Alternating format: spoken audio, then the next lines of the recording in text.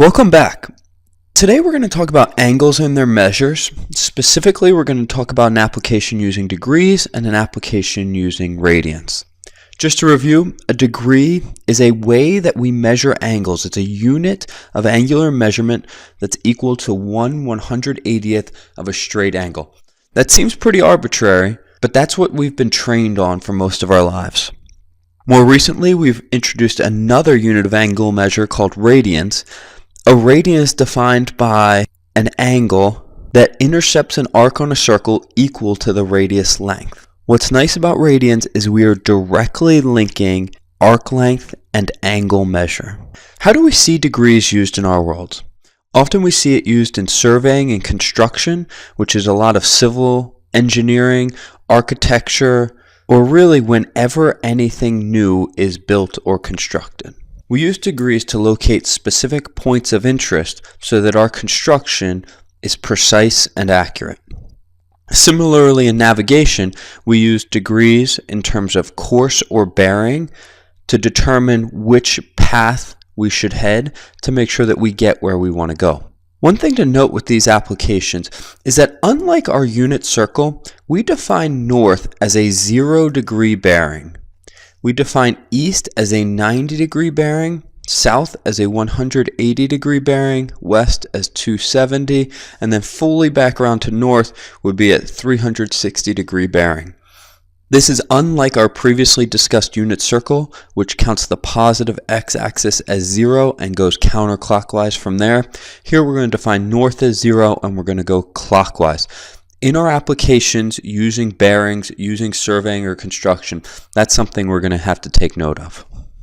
So here we have a boat. This boat follows a 38-degree course. That would be 38 degrees east of north for 2 miles, and then changes to a 47 degrees east of north for the next 4 miles. I'd like you to sketch this journey and determine how far the boat is from its original position and at what bearing the overall trip has taken in degrees, minutes, and seconds.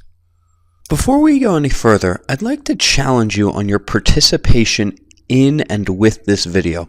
Rather than just following along and copying down notes, I'd like you to pause here and do this problem completely on your own, compare it to my work here in a minute, but I'd like you to take an active participation role in this video and all videos moving forward. So for my rough sketch here, I'm going to have north coming up at a degree of 0, and we're going to begin our journey at a 38-degree angle from north. That 38-degree angle will be continued for 2 miles. From there, we're going to create a second part of our journey that's going to go at a 47-degree angle, and again, that's going to be with north, so this angle here would be 47 degrees, and that would be for 4 miles. What I'm ultimately interested in is the connection between the beginning point and our end point, how far we have traveled on that green line. I'm also interested in what the angle that green line has with the black arrow pointing due north would be. So one technique I'm going to use is I'm going to break up the 2-mile journey into an x component and a y component. I'm going to call this y1 and x1.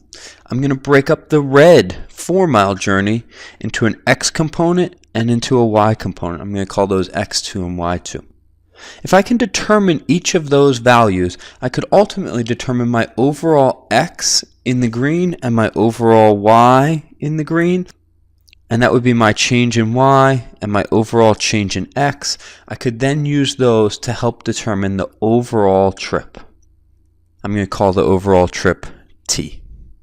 Because I have 3 right triangles, one in the blue, one in the red, and one in the green, I can use right triangle trigonometry. I can use SOHCAHTOA.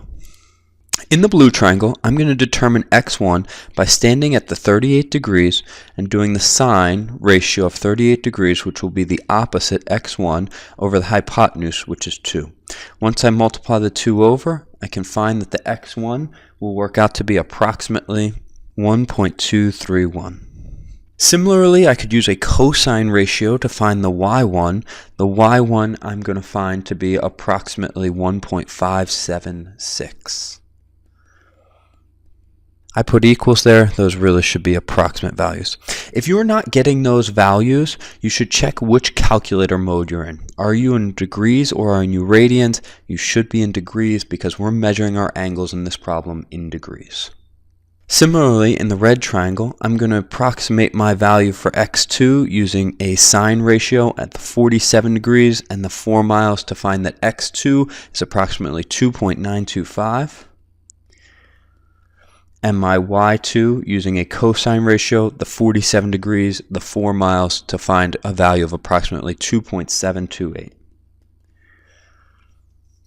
When I add those up, I can find a delta x, a total distance traveled in the x direction, to be approximately 4.156 miles, and my distance traveled in the y direction to total 4.304 miles. Now I have enough information in the green triangle to be able to determine the t as well as the bearing from north that I would have had to have taken overall. I'm going to determine the t by doing delta x squared plus delta y squared equals t squared using the Pythagorean theorem. Because the green triangle is a right triangle, that's going to be valid. I'll get a t value of approximately 5.984.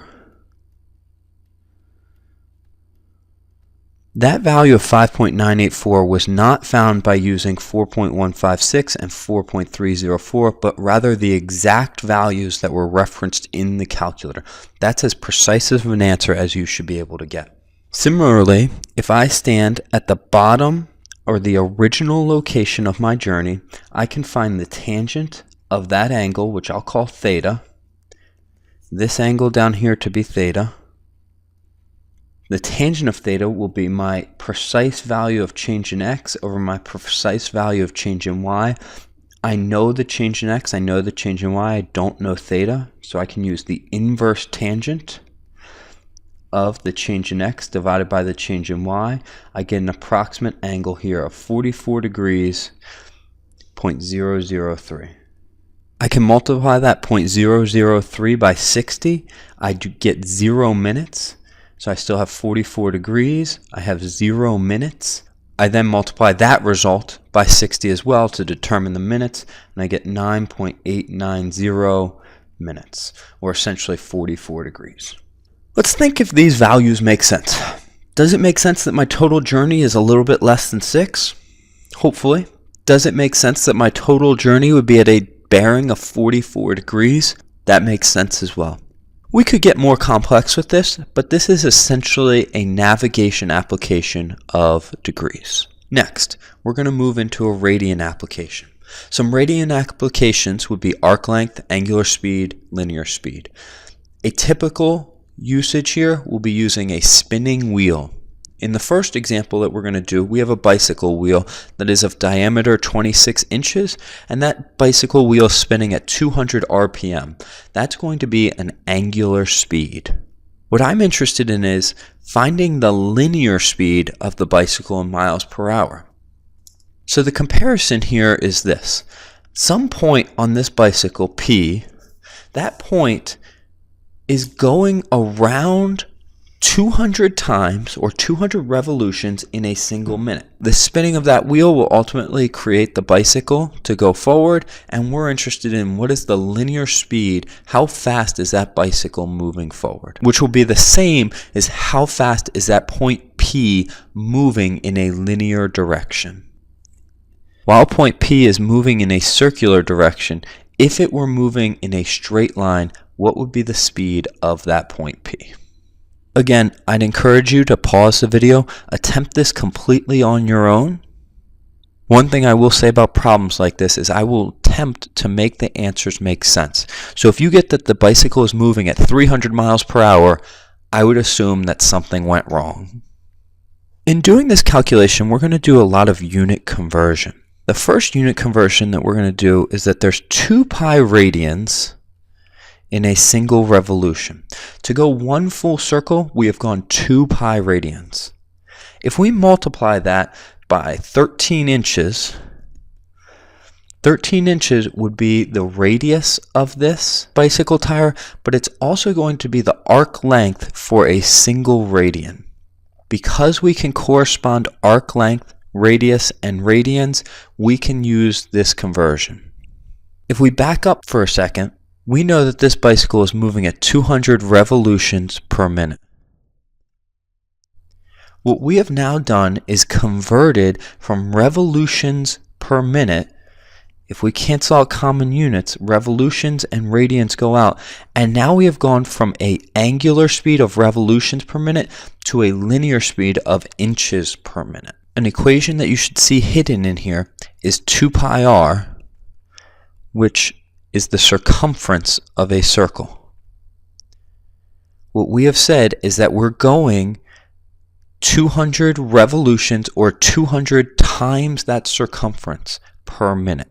This bicycle is going around 200 times in a single minute, or 200 circumferences in a single minute. Now all we need to do is convert inches to miles and minutes to hours. So for inches, I'll first go to feet, and then I will go to miles. A single mile has 5,280 feet. That's going to be a good number to know moving forward. If we check our units now, we have inches gone, we have feet gone, we're now going miles per minute. Finally, we would like to convert the minutes to hours. So a single hour would have 60 minutes. The minutes now cancel, and I'm left with units of miles per hour. If I make this computation, I will get a final value of 15.470 miles per hour. As I previously stated, this number should make sense. I should get a value that is a legitimate speed for a bicycle, and 15.5 miles per hour is a legitimate speed. I'm going to leave you with a little assignment. I'd like you to write your own question and solve it. If you were born in an odd month, I'd like you to write a degree application. If you were born in an even month, I'd like you to do a radian application. Feel free to Google a problem, feel free to check your textbook, or just try to generate this on your own. Good luck.